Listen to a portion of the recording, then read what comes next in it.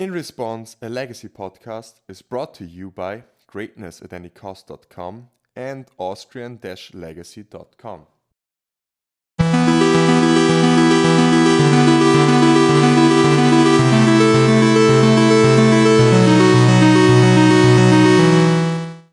Hello everyone and welcome to the 12th episode of the In Response, a legacy podcast. I'm Philipp Klein. I'm Daniel. And I'm Peter Plank. And we're talking about legacy. Most of the time. Almost always. So today's episode is a little bit shorter, I think, because there isn't really anything big going on in the legacy community, if we're speaking of worldwide.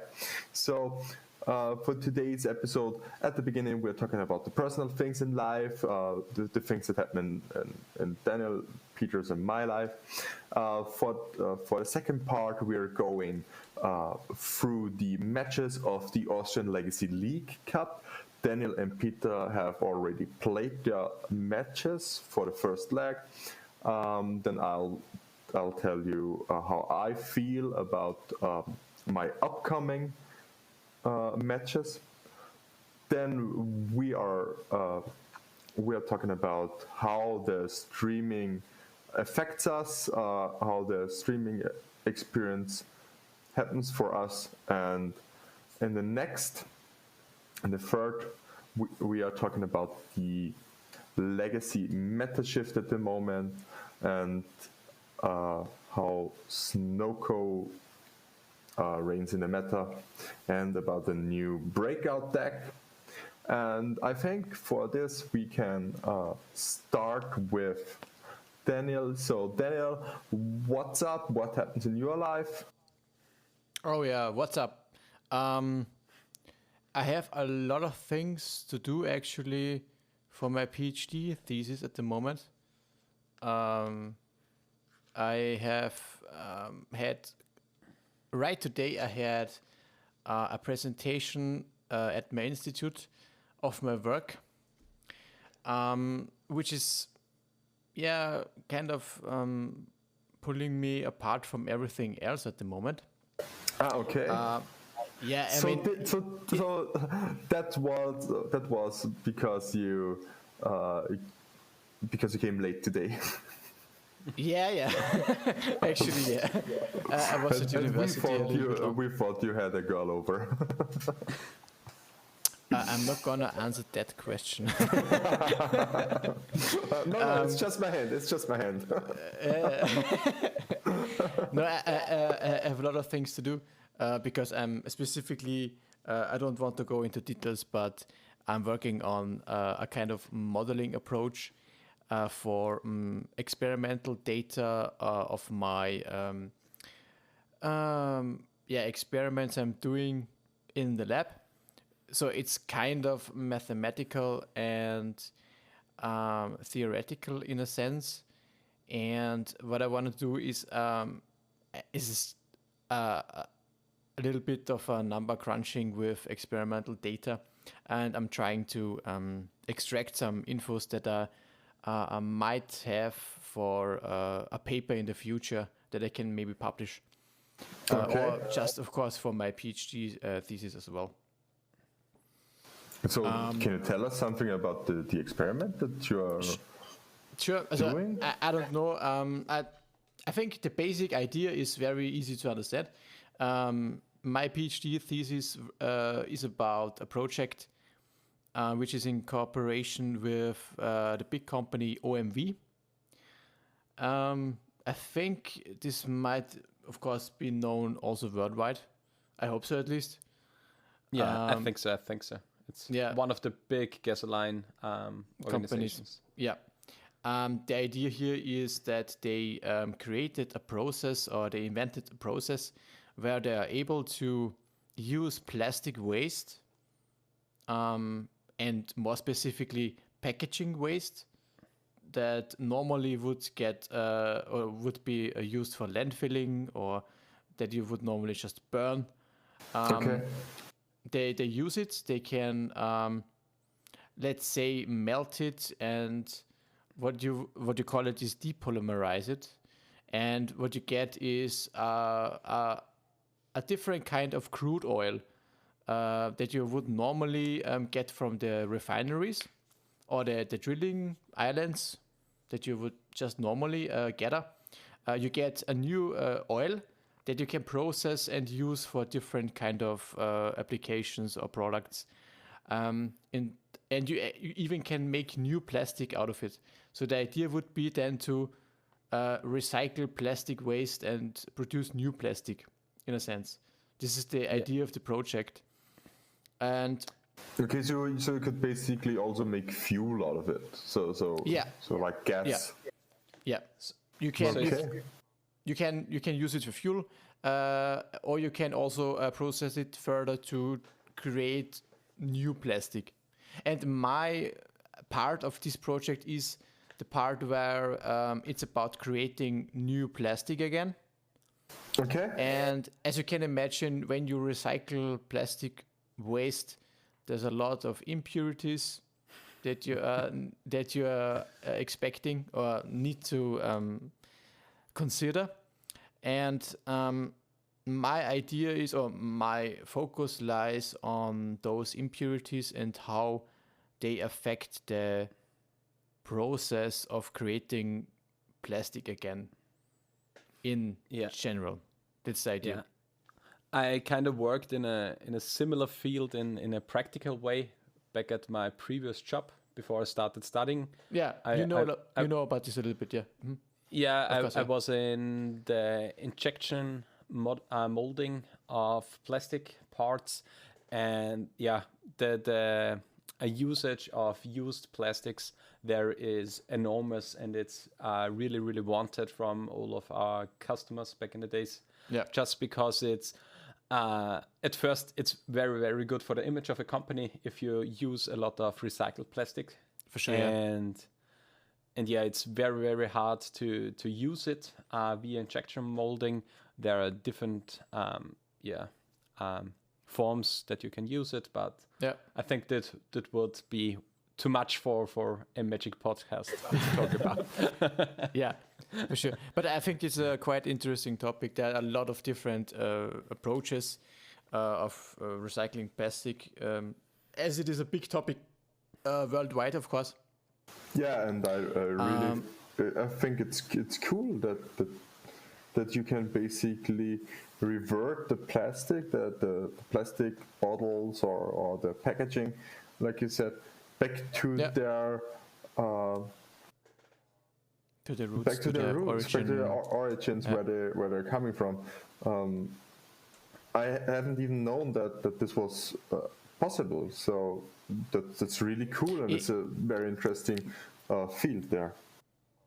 Well, the problem here is always it's not really a matter of possibility, because a lot of things are very much possible, but it's always a matter of feasibility. So cost and the economics is always that you have to consider. You need to be sure that when you produce new plastic, if it's that much cheaper, why on earth should a company really go for a mass producing of such chemically recycled plastics? That's the whole problem. So you need to make the process economically friendly as well for the companies.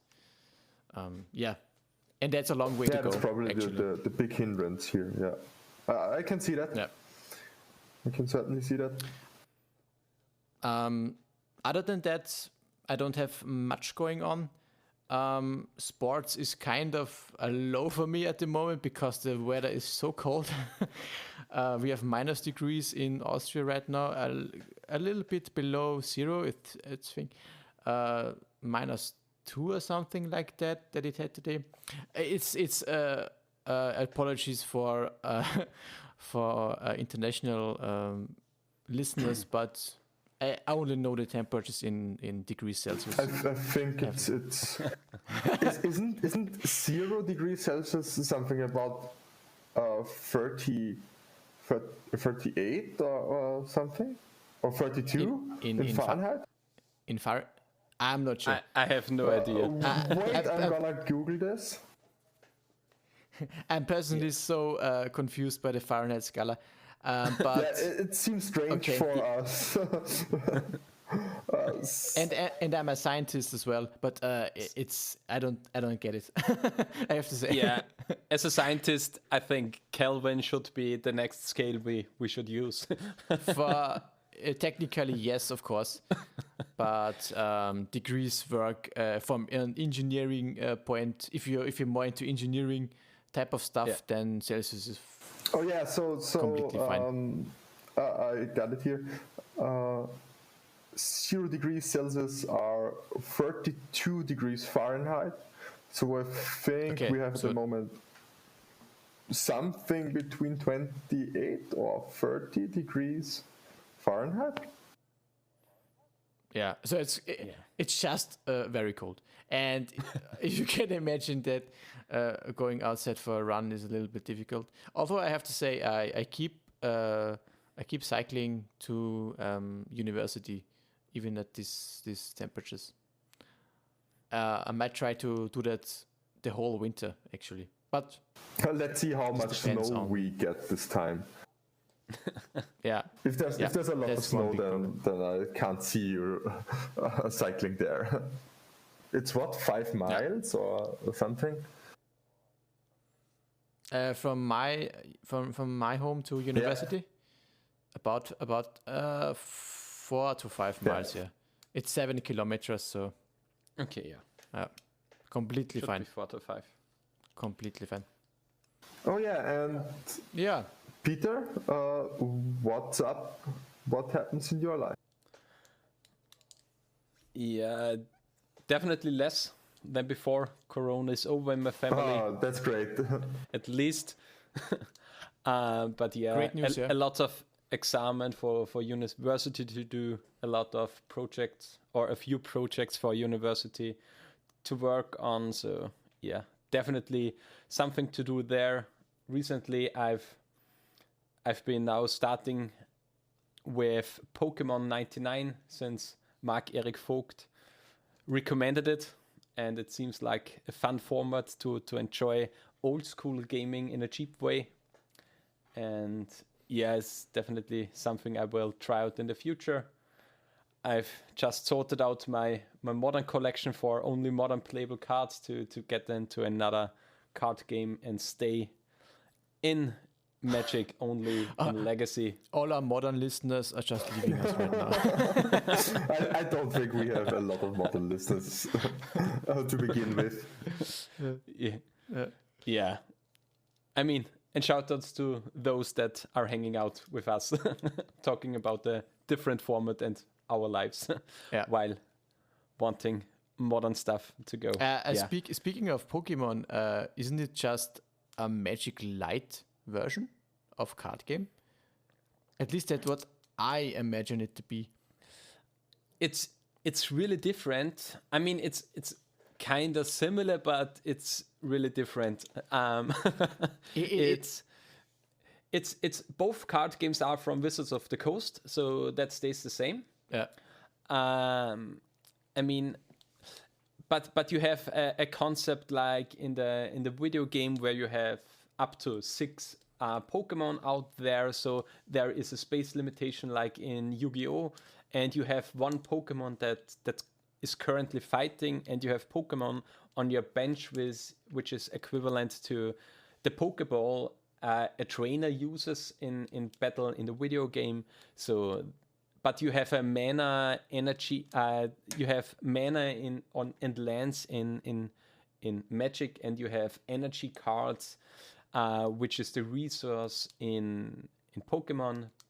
But yeah, there are various deck types from stall / mill decks to real stall decks to aggro decks to counter decks that wants to attack the meta on a different side, just like we have in Magic here or in Old School or in Legacy. So it's really, really interesting to experience a whole new format with a whole new card game.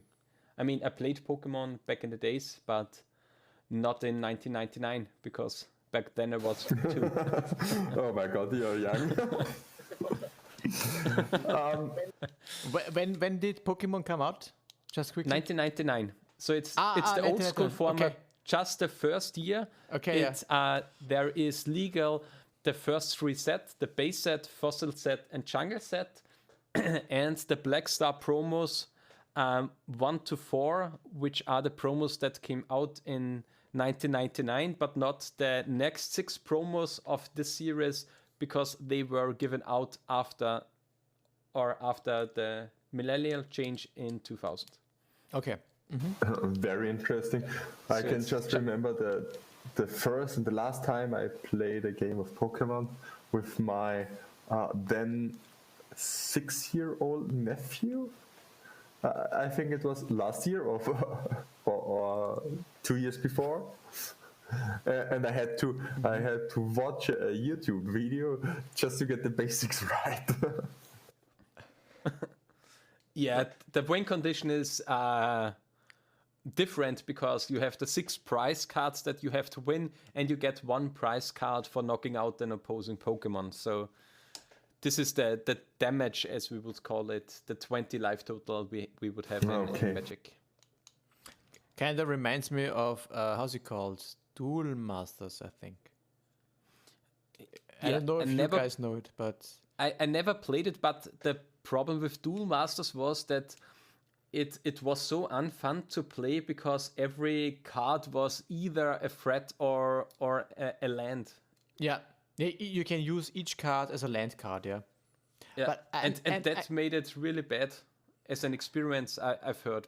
I'm not sure. I played a little bit, and when you compare that to Magic, and I'm always a big proponent of reducing luck, and if we are being honest, mana problems is one of the biggest contributors to people losing because of luck or winning because of luck.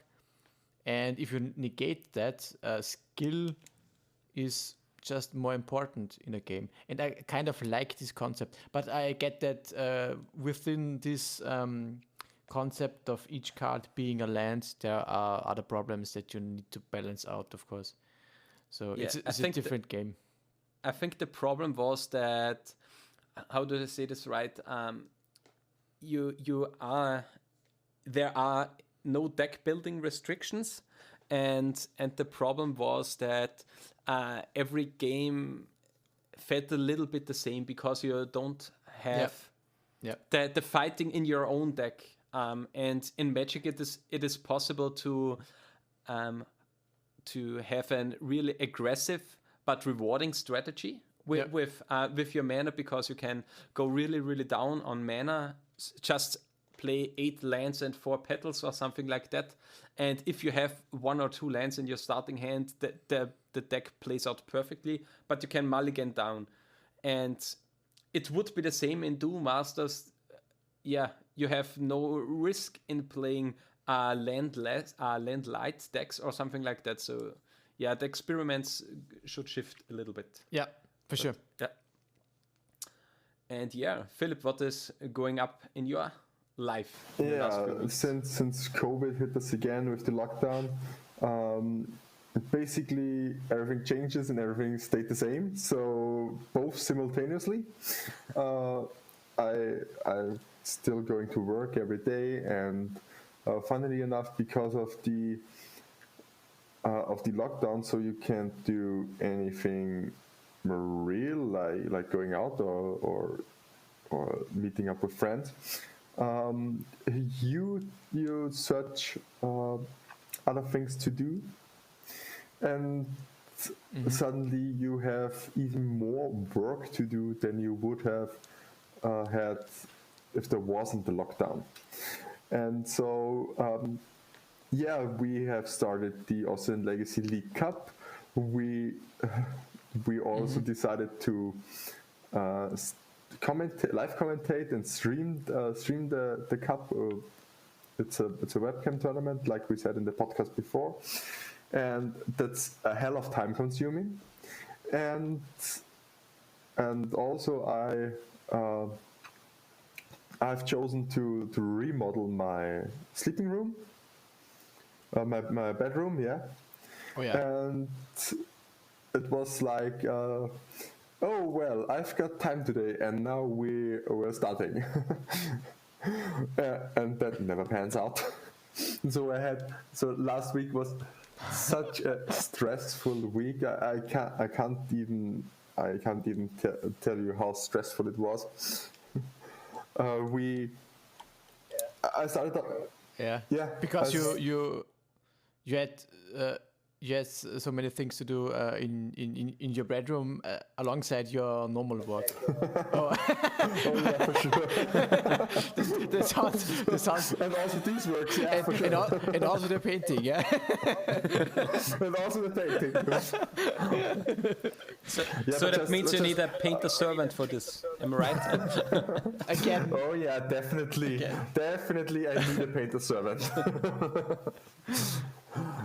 Because I'm playing one in the cup, so oh yeah, a painter servant is probably the right thing I need. And yeah, I started last week on Monday, and then I was full of energy, worked until midnight, and then the next day work hit me hard. I didn't have on Tuesday I also worked late in the bedroom because I have. This sounds so great, Philip. What? You worked so late in your bedroom. That sounds so great. But very, very hard. Oh my god, that sounds so wrong. I love it. I love it. But don't let me distract you. But yeah, actually, the walls were so coarse, and I wanted them to be smooth and silky, so I had to plaster everything, to sand everything down, and then paint everything new, and that just takes some time, even if you're skilled in that, or if it's your daily work, yeah. When you do it outside of your normal work time, Yeah. and outside of your normal working hours, and so yeah, it was a very stressful week. And then we streamed on Saturday the Group B of the Austrian Legacy CUP, and then we streamed on Monday again the Group C, and now it's Tuesday and we are recording the podcast. And yesterday I finished my bedroom at midnight again. I painted the last thing before we streamed the cup. Oh, really? And after the stream had finished, I had to clean everything and made everything nice and swipe the floors. And I still have some little things to do there, but it's almost finished now. And today we're recording the podcast. So very stressful week during the lockdown. I can definitely imagine that. Yeah, but sometimes I have this sudden surge of energy, and then I want to tear the whole world down, and then I suddenly remember I don't have time for that. but I already started, so Of course. that sometimes doesn't really work out for me. So I have to live with my impulsivity. Yeah. You take it how it comes, the moment. basically, and you make the best out of it, right? Oh yeah, for sure. Oh yeah. It's always hard to be myself. Yeah. So speaking about the Austrian Legacy League Cup, my two handsome co-hosts have had their first matches in, and we're starting with Peter. How did you fare in the group? How were the matchups, and how did you like the setup at all? Yeah, I really like the setups actually. It was really nice to play in the event. I had It was nice to see you two guys cast this whole thing. It was my time to play all three all three matches on stream actually. So every match of mine is showcased in the VOD, which is I think now available at the YouTube channel of the Austrian Legacy League. Yep. And yeah, I played against Bug Ninjas, Rakdelva, and Stefan Texas. Against Bug Ninjas, I won 2-1.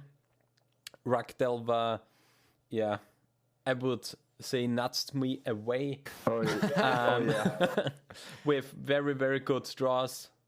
It was, game 1 was 3 Delvas on the board, turn 2. And they all flipped turn 3.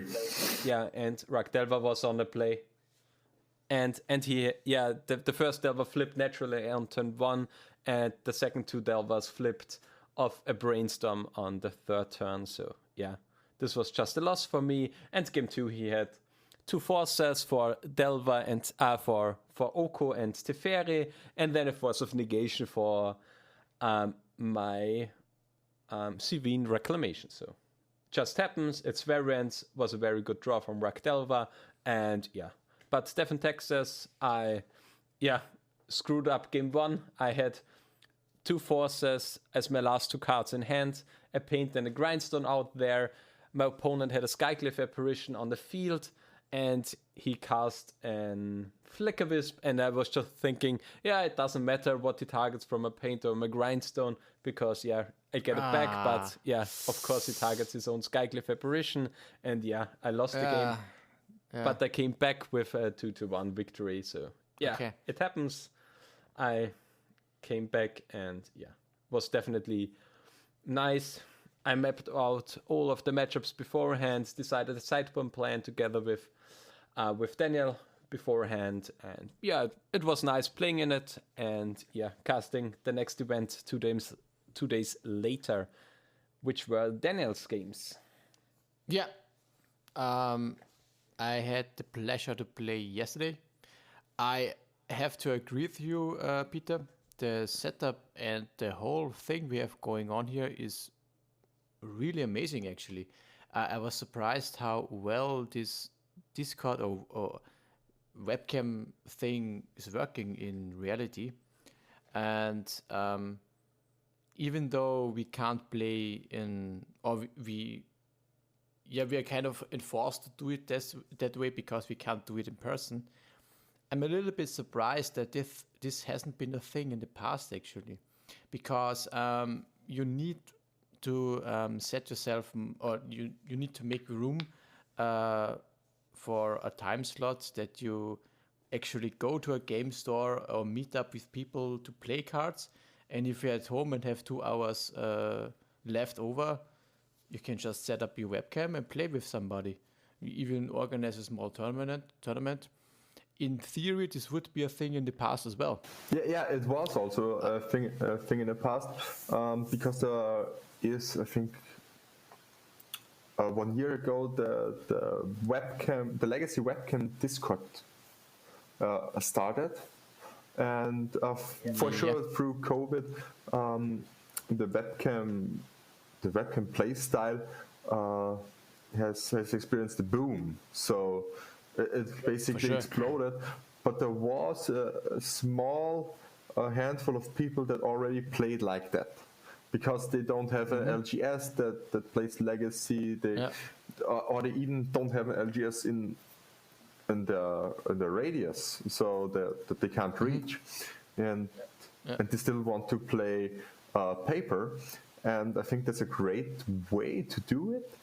It's certainly it just feels better to play with the paper cards in your hand, to shuffle the deck up, to draw the cards, to play it, and it's just a feeling. And also you have more of the gathering aspect that we all love in this game so much, because you have you have a real opponent. I mean, in Magic Online or in Arena, you also have a real opponent, but you can't interact with them like that. And so, the social aspect gets lost. Yeah, normally yes. I mean, of course, it's not comparison to being at the LGS. No, for normally. sure not. Yeah.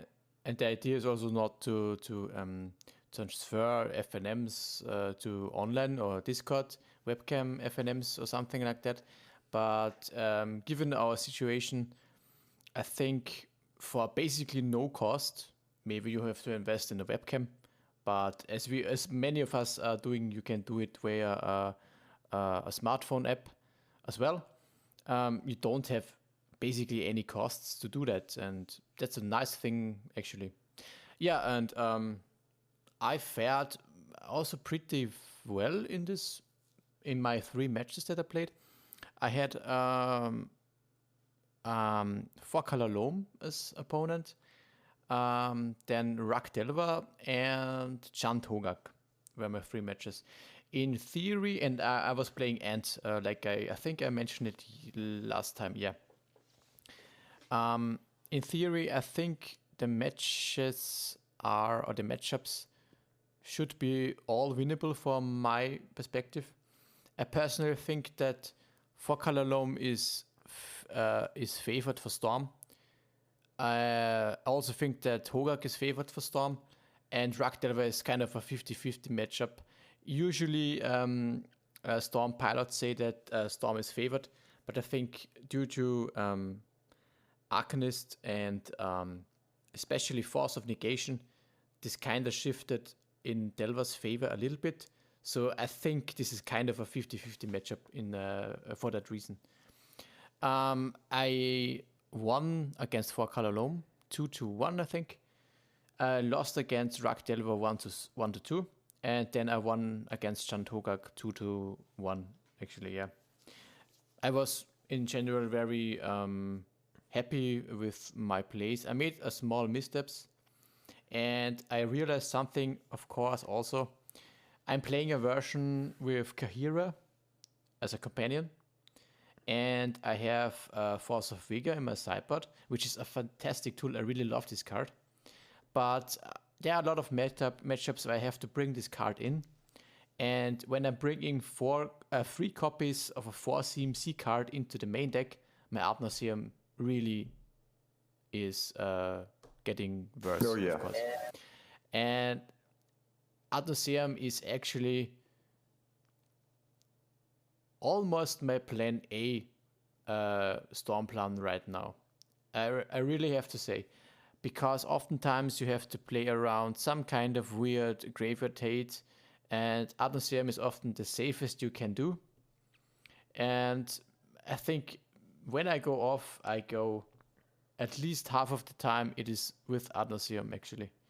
And so I might have to think about sideboarding a little bit more when it comes to Force of Vigor and the Adnasium interaction a little bit.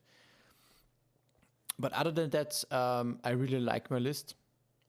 I'm happy with it. And I'm definitely looking forward for the next few matches.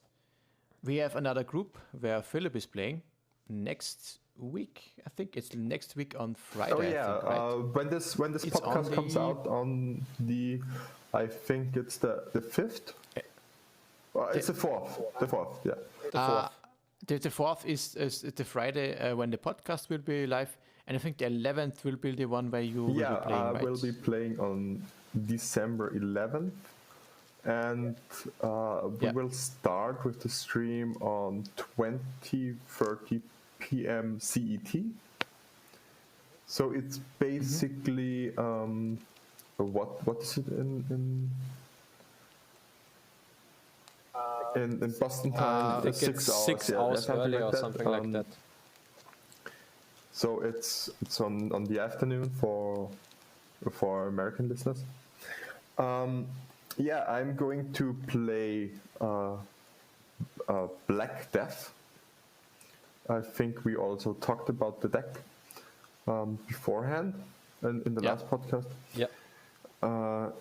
I'm not sure if I made the right decision after I have seen the deck lists from all the opponents and all the people, and after I've seen my group where I'm stuck in.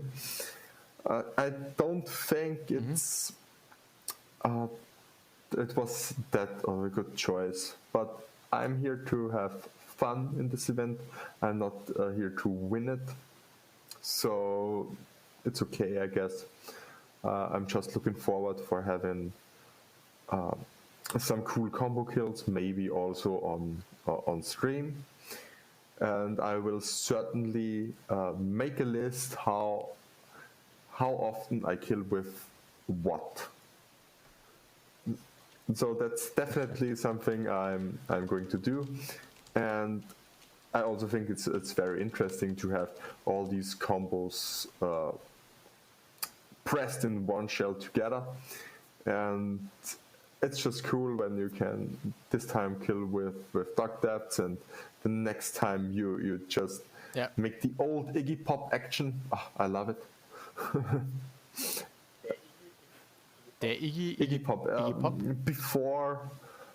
Before Infernal. No, not before Infernal Tutor. Before Ad Nauseam, Storm always played Ill-Gotten Gains, and it played always Ill-Gotten Gains, and basically all you had to do was have 2 LEDs and the Infernal Tutor, then your Infernal Tutor, crack your LEDs for Ill-Gotten Gains.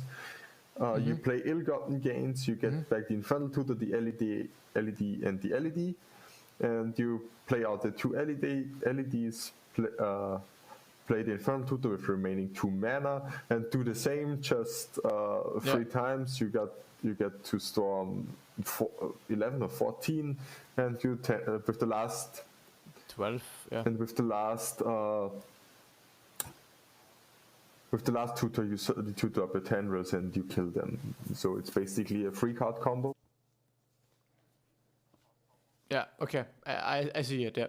It's called Iggy Pop. Ah, nice. I didn't know that. It's trivia from the past. I love this kind of stuff. I also do. And I'm really looking forward to it. We will see how I fare. But I'm here to have fun, and that's the only thing that matters. Speaking of the streaming and of next week, I won't commentate next week. Next week you will see my co-hosts. You see Daniel and Peter commentating on the stream. And will it also be that hard like it was for me the last few times? I don't know about you guys, but I think streaming, I never had it in the past, the streaming experience, but I think it is very exhausting. And I always get headache after 2 or 3 hours of streaming, because you kind of stress yourself and you are always concentrating on what is happening. You're thinking about stuff in the background, like updating deck tracker, the timers that you have going on. Then you also need to pay attention on the matches that are happening. Of course, you also want to interact with your co-host. So I think there's a lot of things going on that really, how would you call it? It's just stress. Yeah, it mentally exhausts you really hard. Exactly, yeah. That's my experience. Yeah, for me, as we talked, we were streaming yesterday, so on Monday, when Friday this episode airs. It was the hardest streaming day I had, and I've streamed a few days more than my 2 co-hosts, because I was streaming solely the recasting of the paper play we had at our LGS for the Austrian Legacy League. And but this time it was, I was using a way better overlay setting, which which Daniel made, and yeah, it was just so exhausting with updating Cardboard Live, which is really really cool and one of the best things we have here in the biz. And yeah, but it was mentally really really exhausting. I was down. The only thing I wanted was going to sleep after streaming, so Fully it was understandable. hard. Oh yeah, it's so hard. Yeah, but we have to stream a little bit more in the future. Probably, yeah. For a few, there are a lot of streaming days actually to come. So maybe we'll get used to it a little bit more down the road. I think the hardest days to definitely. stream are like yesterday, because you have your normal work schedule, and then on the evening you're also doing this for free. Let's say for 2.5 to 4 hours, because Saturday stream was 3.5 hours, and yesterday stream was close to 3 hours, and you just have to pay attention to both players, how they play and what they play. You have to interact with the chat. You have to interact with your co-hosts, and really, really kudos for all the streamers out there and all the commentators who put out the content. You're doing such a great job. It's amazing, and you can only really respect it if you have done it yourself. And I've never thought that it would be so hard. Yeah. And really, all the content creators that are doing this, you're very, very impressive. Yeah, and one thing that is often not noticed is, the streamer goes online, he does his work for 2 to 4 hours, and then he goes offline. But this isn't the whole work for the streamer. As we were talking about, we have the layout, we have the overlays, and we only prepared 7 different overlays, and 7 is a lot to manage with Carpet Live and etc. But I've seen the OBS layout from Julian, because he showcased it on Twitter. I think he has above 30 different scenes, and they all interact with each other. Wow. And the work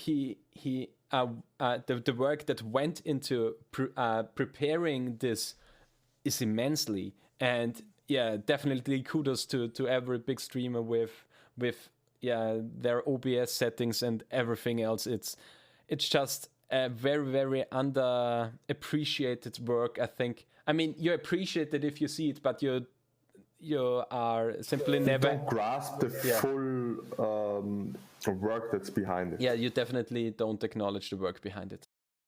So I think that was about the streaming experience we had, and the Austrian Legacy League Cup. If you want to know if you want to have more infos about the cup, just visit us on Twitter. It's @Austrian_Legacy. Also, you can search on YouTube Austrian Legacy League with our own channel there, and all the VODs will be online. And also, you can follow us on, I think, what do we have also? We've got almost everything.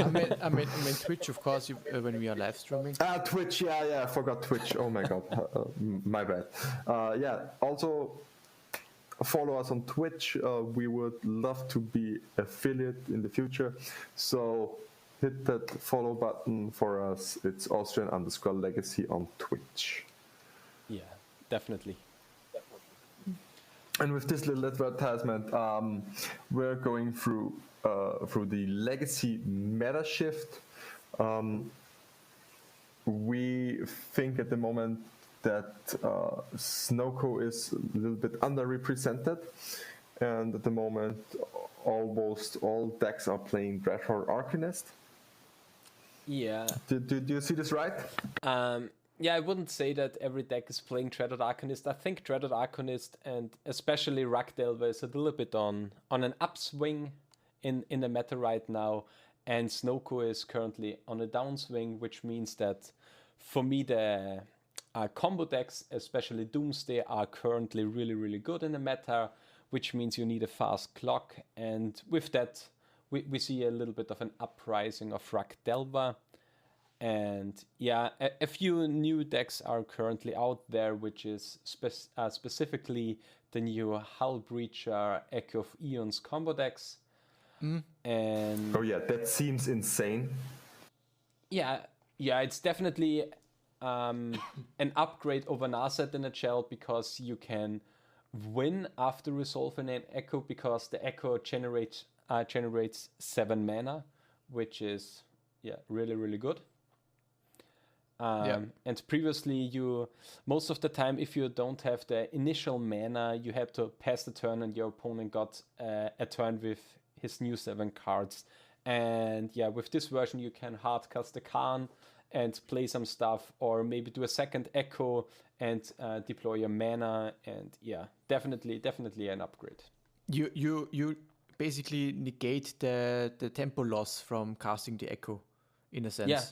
Definitely. So you regain the tempo, and you first get to use or abuse the 7 new cards that you get from the Echo.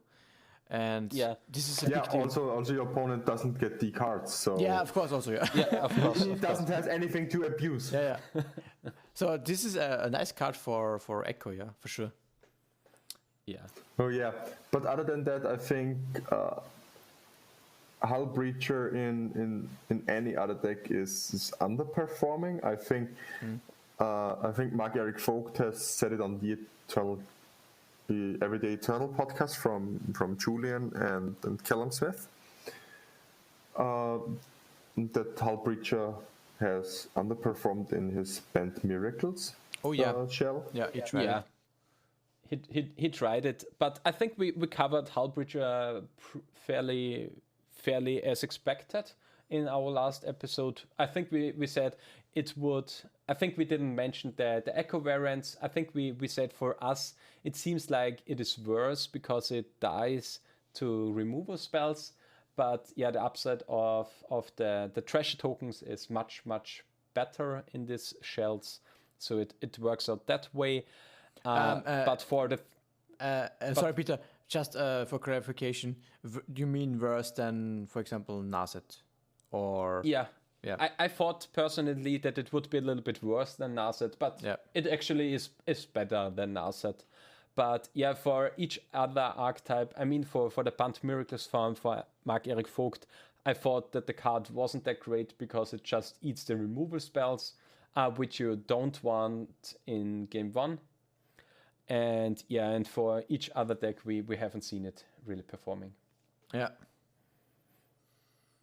So with that, I think, Rakdelver is a little bit on the uprise because of the now a little bit more dominant combo decks. And with that, Snowco was on the upswing because it's a little bit worse than the combo decks.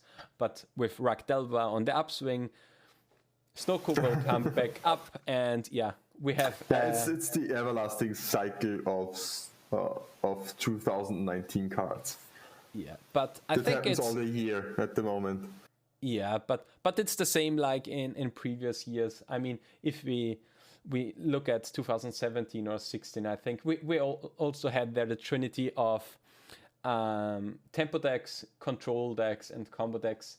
And which one was the more dominant force in the meta? The opposing, the better deck shifted up, and the other deck shifted down, and which is in this case control shifting downwards because of combo, and Delver shifting upwards because of combo. So yeah, that happens all the time. And speaking of new decks, I think there were some very spicy lists in the last few challenges.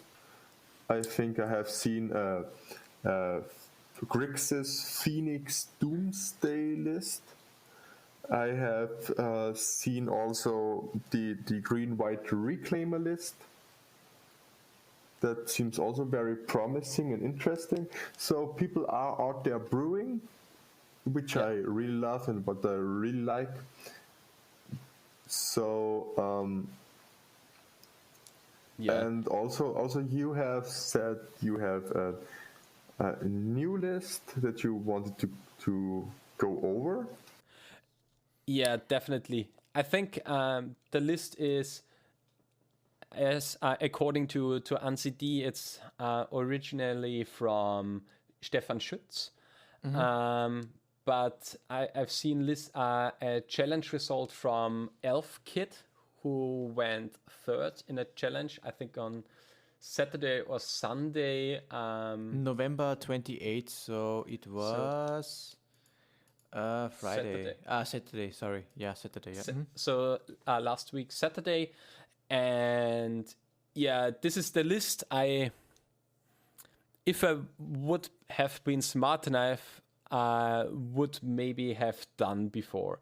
It's kind of similar to the 4-color Delver list I've played, but really more cohesive. And you mean to the 4-color painter list? Yeah, the 4-color painter list. This is Delver.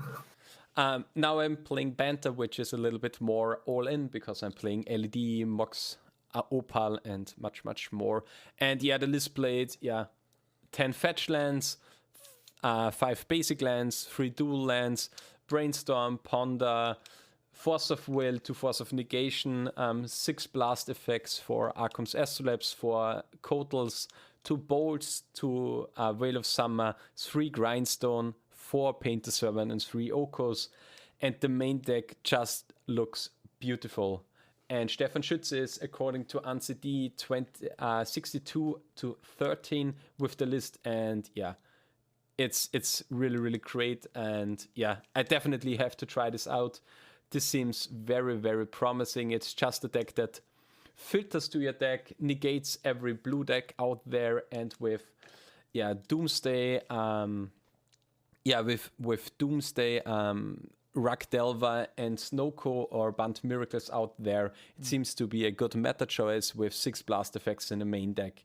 And yeah, I really want to try this. I think I shortly tried, or of course other people also tried, Splinter Twin in Legacy.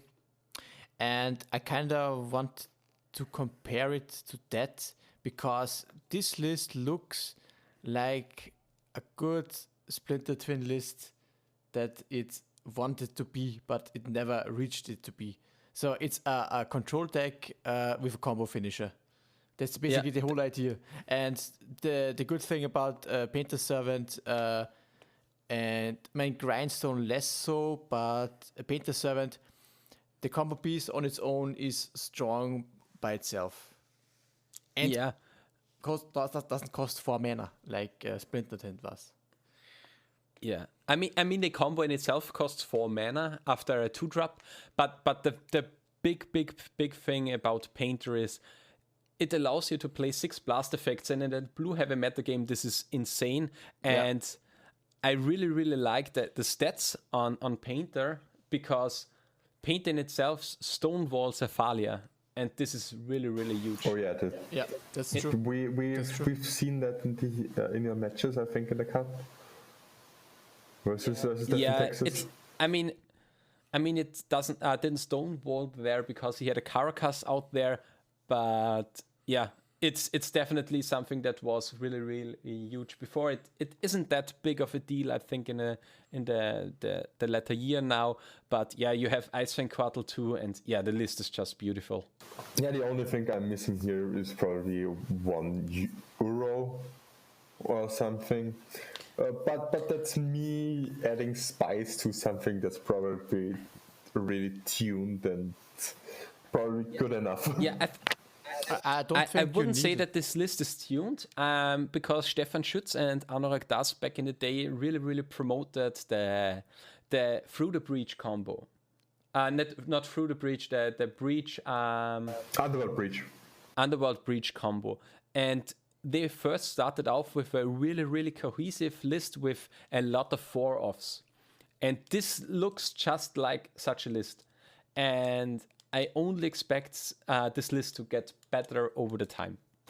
Okay, because two great minds are building on it. Are working on it. And at first, the breach decks haven't played Intuition's Divine Reclamation, which was something that came up a little bit later in the design process of the deck. And maybe this is something this deck could play too, but yeah, we really have to think. I think these two will have the reps, and I think at least Stefan will have the reps with 75 matches played, which means 15 leagues. So it seems like really, really good. Oh yeah, The Lonely Painter Servant.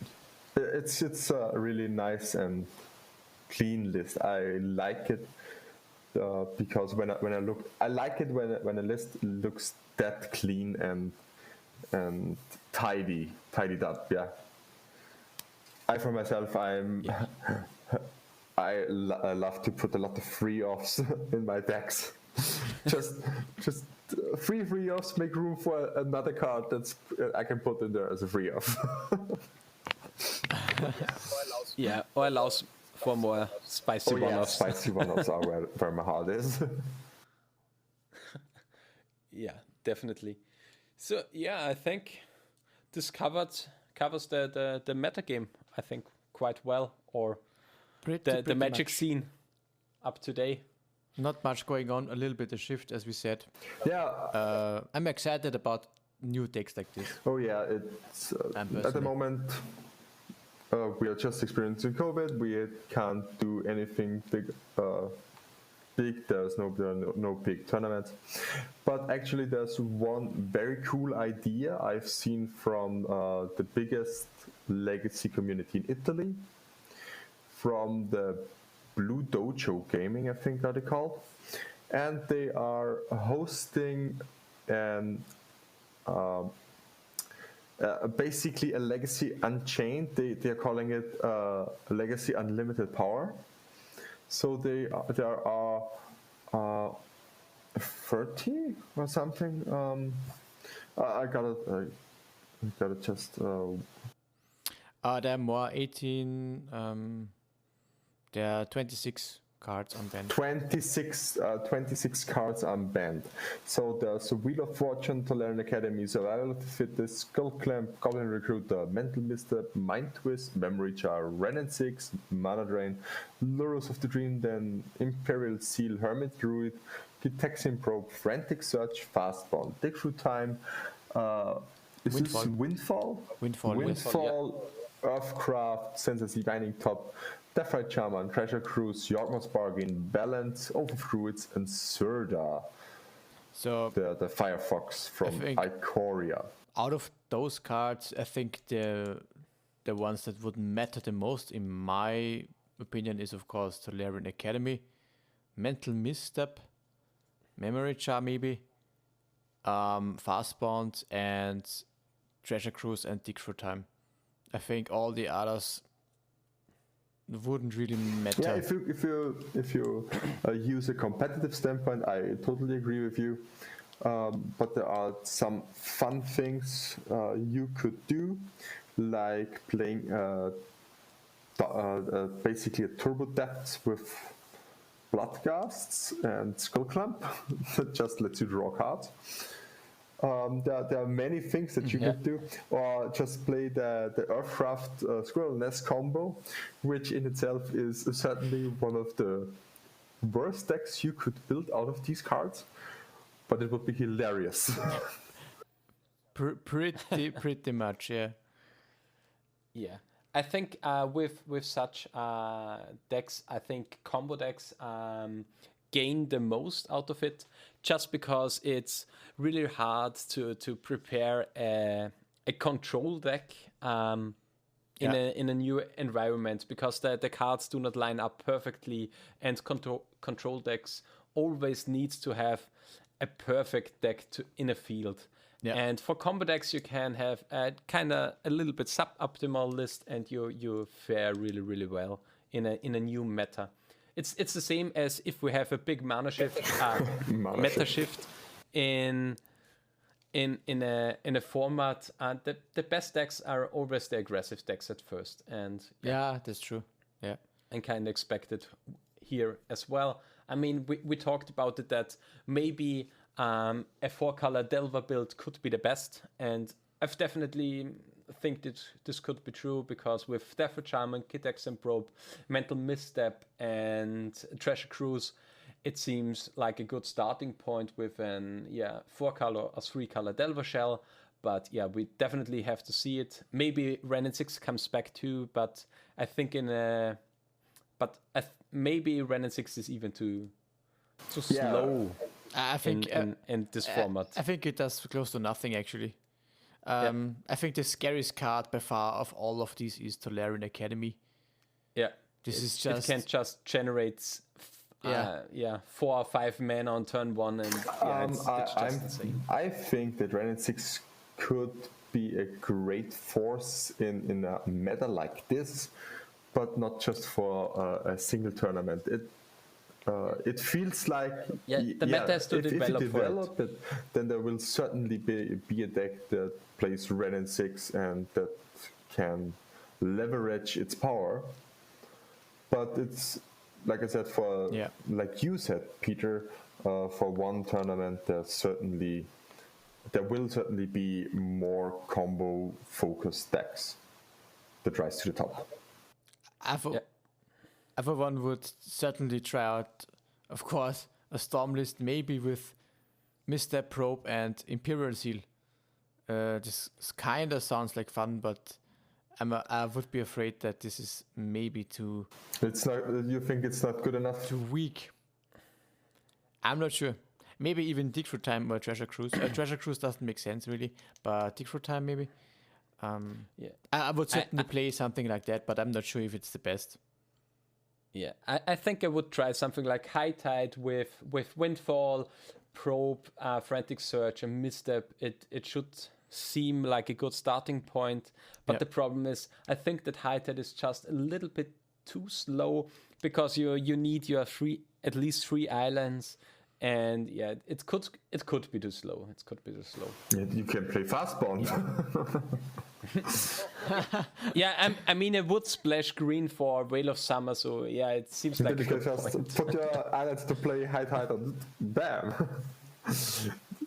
Things I would like to try would be Survival of the Fittest with like the vintage decks, Vengevine, that's totally my jam. Something along the Dark Death Bloodgust Skullclamp list I proposed at the beginning. Even the Squirrel Nest Earthcraft combo would be hilarious. I would love it. And probably something with Fast Bond would also be what I would like to do. Yeah. So let's see how the decks, or which is the best deck of the tournament. I'm certainly excited for that, for the results. I think it's probably some kind of Delver. Yeah, let's see. Let's see. Up for the future. I am probably going to play in this tournament. I'm not sure what to play. But the tournament is on 27th of December. And we will put the link up in the show notes, so you can. It's on Facebook actually, so you can go there and make up your mind. And it certainly seems like a fun time. And with this, I think we wrap it up here. As always, it would be great if you would follow us on Twitter. It's at @response_legacy. Also, you can find me on Twitter. It's at PhinekMTG. It's PHINEKMTG. And for Peter, what's your Twitter tag? You can find me at Unicorn Lord, but the O in the Lord is a 0. And what's about you, Daniel? You can find me on Twitter at Flying Delver. So I think we wrap it up here. was nice to have to be with you, my two co-hosts, and with our great listeners. Yeah, definitely. And with that, in response, the end.